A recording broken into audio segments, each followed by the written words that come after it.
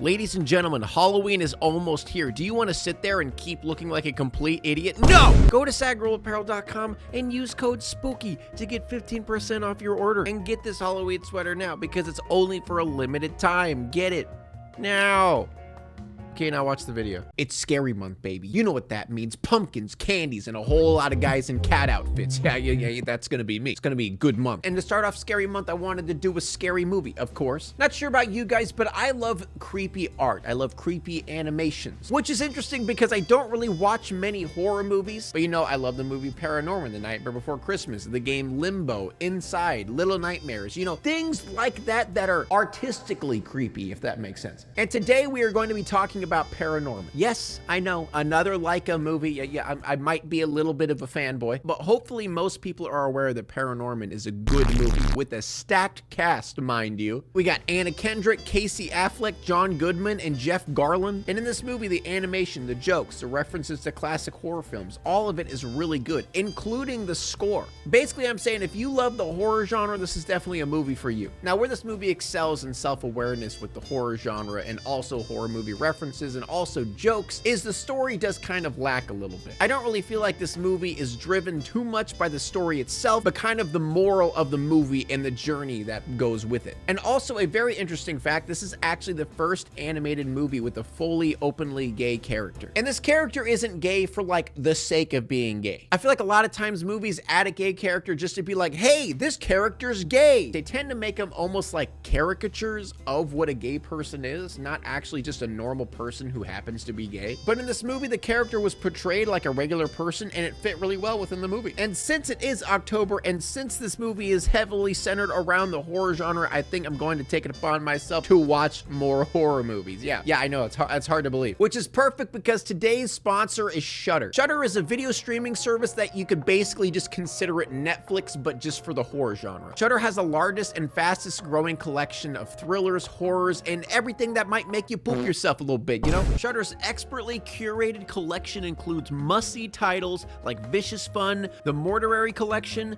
and PG Psycho Goreman. Plus all the best horror documentaries and the hit Creepshow TV series from executive producer Greg Nicotero from The Walking Dead. Now me personally, how I started getting into Shudder was watching Creepshow, because I feel like Creepshow is a good balance of comedy and horror because, you know, I'm what the ladies call a scary baby poo-poo pants. So if you guys want to give Shudder a try, 30 days for free, go to shudder.com, that's SHUDDER, and please use the promo code Bionicpig, boom bam, and get your spooks. So how the movie starts off basically sets the whole premise and concept of the entire film. It starts off with the classic horror movie setting of a girl running away from a zombie, but it's being self-aware of the cliche how, you know, people never really run away from zombies, they end up just standing there and screaming.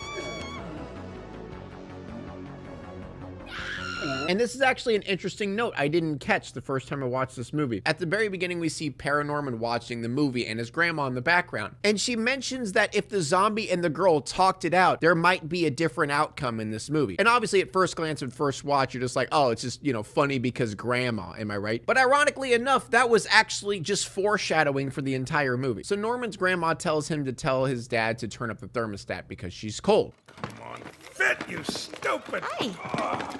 What you watching in there? Sex and violence. Oh, that's nice. And we see Norman's parents, and it's kind of the classic father who's like, you know, kids need to go outside and play outside. You know, wear camo and play football. You use tools to fix things. But right when Norman tells all of them that grandma wants the heat turned up, they all stop. Which at first you're like, oh, okay, what? Why would they care this much? Turns out the grandma is dead, and Norman was actually talking to a ghost. And we can obviously see that Norman's dad is kind of like an asshole. He's basically just yelling at his son to get over it. Your grandma's dead. She's old and died. Get over it, child. Then we get a nice shot of Norman's mom and dad like yelling at each other, and he's just sitting in between of their stomachs. So Norman goes upstairs and his dad literally just goes ape shit, you know, saying, why doesn't he go out for sports? What is this stupid kid doing? He's got nothing going for him. And then he starts talking about an uncle who he doesn't want Norman to turn out like. And then Norman's Norman's mom mentions, oh, he probably has no idea what Norman even looks like. He's been gone for so long. And then we get a cutscene of the uncle literally having his wall plastered with Norman's face. So that's a good start to a movie. So obviously we could see that Norman can see the dead and no one else can. He even walks up to a dead roadkill raccoon and is talking to it like it's alive. And I like the switch that the movie did. It started out with Norman talking to nothing, and then it cut to him actually talking to the ghost, like what he sees. So we see Norman talking to people of all different eras, of all different timelines, just ghosts who haven't moved on yet. We even see a bird flying around with a plastic can holder around its neck. And then we get a sign that says, welcome to Blythe Hollow, a great place to hang with a witch hanging. And if you guys don't know, Blythe Hollow is basically just Salem, Massachusetts. It's heavily inspired off, the witch trials and stuff that happened in Salem, Massachusetts. And even in the movie, Blythe Hollow is in Massachusetts. Witchy Wieners? Hey, honey, can you pick me up something from Witchy Wieners? Honestly, Salem, Massachusetts, pick this up. Witchy Wieners, that's a good name. You should use that. So Norman goes to school, and it's literally just the classic, everyone freaking bullies the shit out of him. Like, not even holding back. Full force. Every student in the school calls him a freak, looks at him as like a weirdo. So as Norman is wiping off Freak on his locker, we meet Neil, who is wiping off Fatty off of his locker. There's a big bullying problem in this school. And then we meet Alvin, who's the big bully stereotype, voiced by Christopher, the guy who played McLovin. And it's the basic bully thing, it's one big bully and then two kids follow around that just kind of hype him up. He's like, yeah, that was a good one, right? Yeah, me shoving that kid in the locker, that was some good shit. Yeah, laugh with me. Laugh now. And then we meet the eccentric theater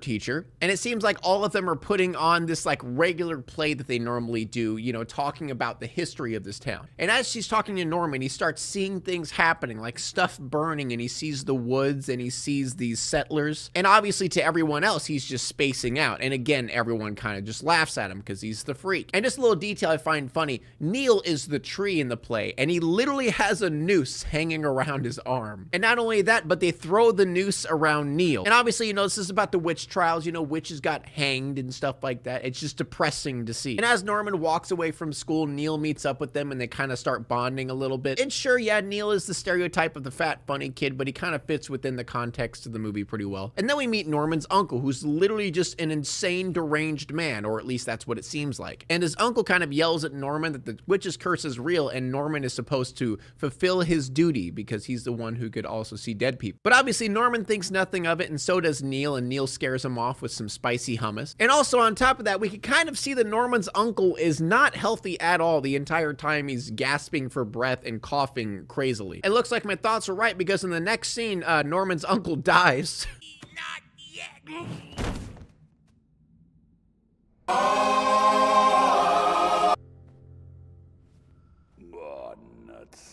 So then we see the Witch's Curse musical that is put on as a production. And I assume this is kind of a yearly thing because there's a lot of people there and they're all recording it. But on the stage during the production, Norman gets another vision, and this time he gets chased by a bunch of settlers and they're all yelling witch at him. And then he gets caught by a tree and the tree says the dead are coming. So he screams, falls on his face, and once again, everyone kind of just laughs at him, be like, hey, look at that idiot. Look at that stupid kid. Seeing the dead and shit. So dumb. You know what? I'm starting to compare Norman's father to Chicken Little's father. They're kind of in a fighting battle of who is the worst father, because not only does he basically laugh at him doing that in front of all these people, he gets angry at him. And Norman even says, I wish I wasn't born this way. And his dad says, you know what? I wish you weren't born that way either.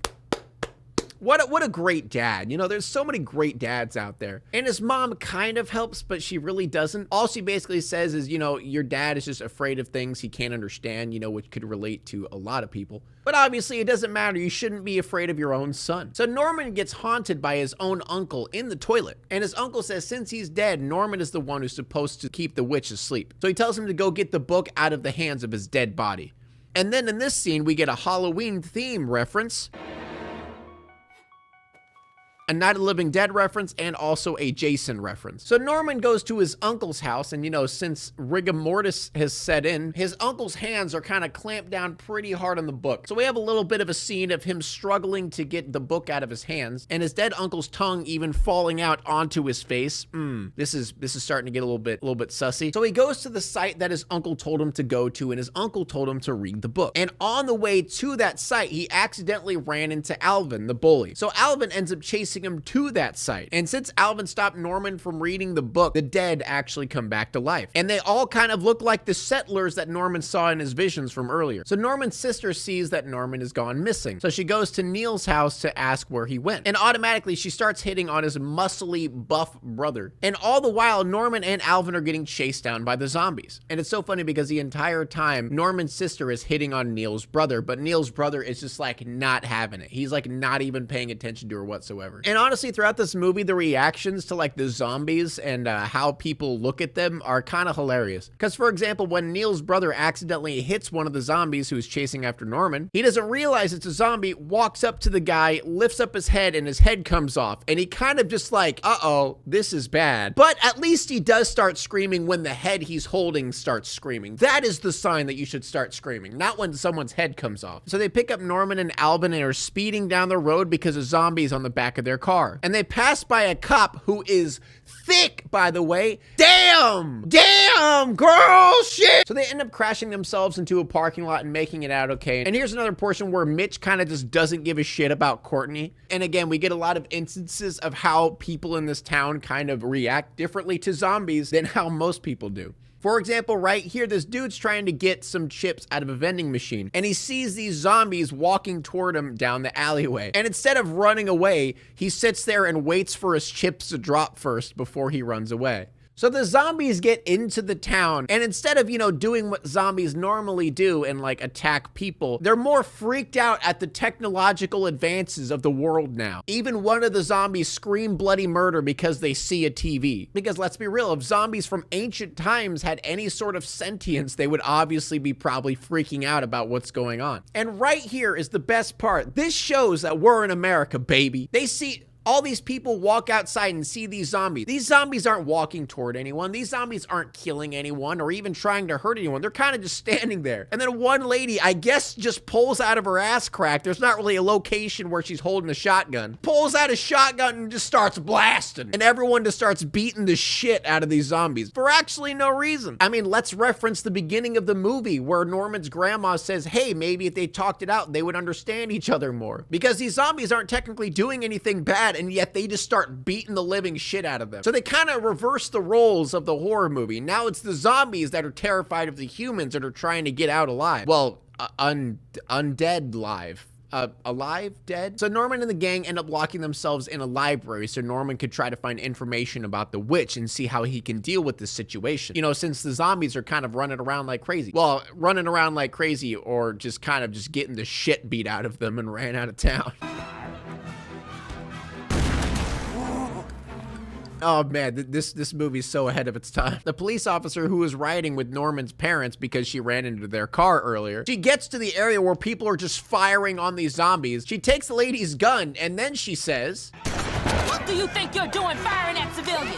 That is for the police to do. God damn it, this movie's so good. So the movie kind of turns the zombie stereotype on its head. Because let's be real, if only 5 zombies came out and walked in the middle of the town, people wouldn't care. They just start shooting them for no reason, And now it seems like the zombies are running into places just to hide from the people. They're literally reversing the role. So inside the library, the group kind of cuts off from Norman because they're all saying, Norman, this isn't gonna work. We're not gonna listen to you anymore. Even his sister says, yo, start living in the real world. When there's literally zombies. They saw zombies and his sister's telling him to live in the real world. So Norman tells them all to leave and get away from him because they're not listening to him even when there's freaking zombies. And then we get a Night of the Living Dead reference where we see a bunch of arms coming through the windows and doors, and it's not zombies that are coming through the windows and doors. It's actually the people, the big riot outside. They think that zombies are inside and they're coming after them. It's such a nice ironic twist.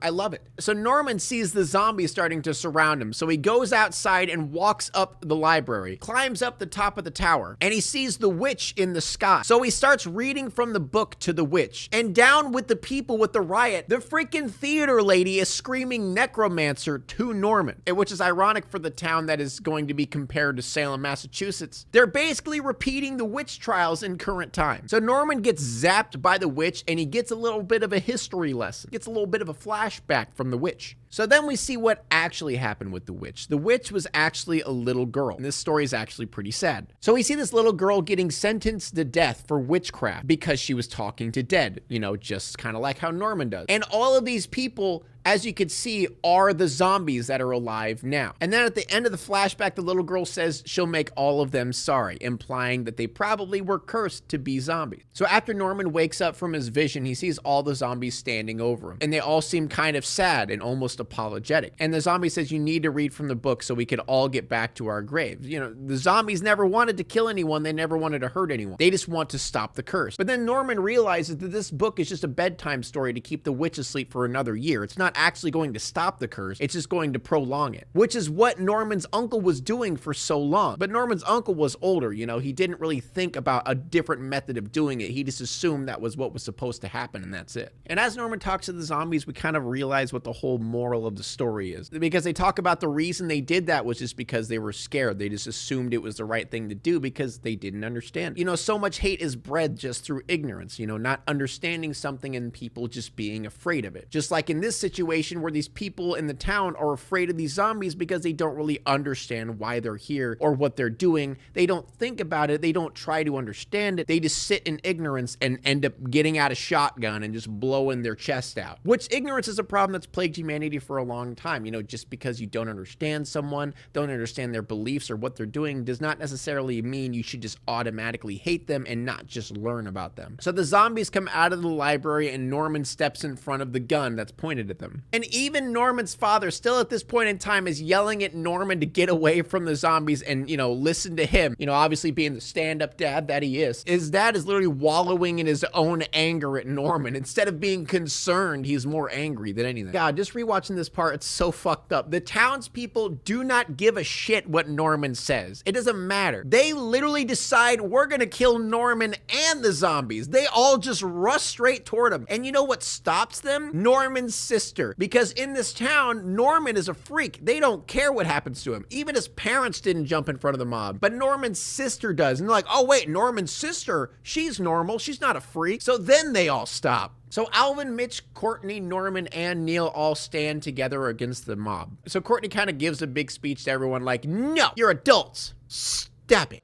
And all that you want to do is burn and murder stuff. Burn and murder stuff.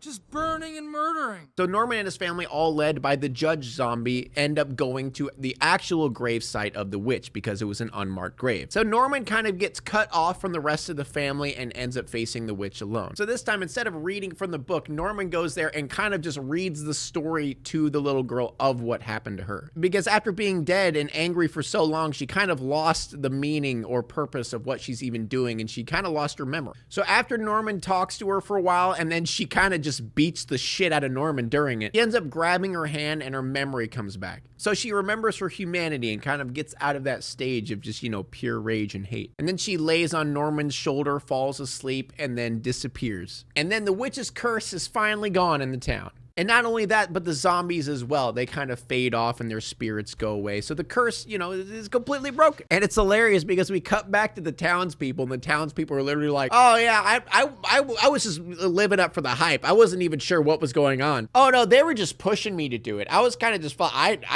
the whole time I knew the whole time is, yeah. I'm not even that bad of a guy. They were just telling me to do it. I was following the crowd, you know? Because let's be real, mob mentality, pretty strong, bruh. So Norman turns from, you know, the lamest kid in town to the coolest kid in town. I mean, you could almost say this movie is comparable to Chicken Little in the fact that literally everyone in the town hated him, and then at the end, everyone in the town liked him. But I would definitely say Paranorman is a better movie than Chicken Little. So as you can see by the end of the movie, this movie wasn't really based off of the story itself. It's more based off the morals and the messages that are intertwined in between this movie. You know, it's just the classic, you know, don't judge a book by its cover, you know, don't be ignorant to people, don't hate someone just because you don't understand them, etc. Like a lot of the things that happen in this movie are kind of stuff that's been happening recently. So this movie is definitely standing the test of times and will for a while. So thank you all for watching this video. I hope you enjoyed it. If you want to go watch me stream, go to twitch.tv/Bionicpig. I'll probably be streaming after I upload this video. If you guys want updates on movies I'm probably going to be reviewing, go to Bionicpig YT on Twitter and check that out. And that's pretty much it. Please subscribe. Please tell your friends. Please tell your mom.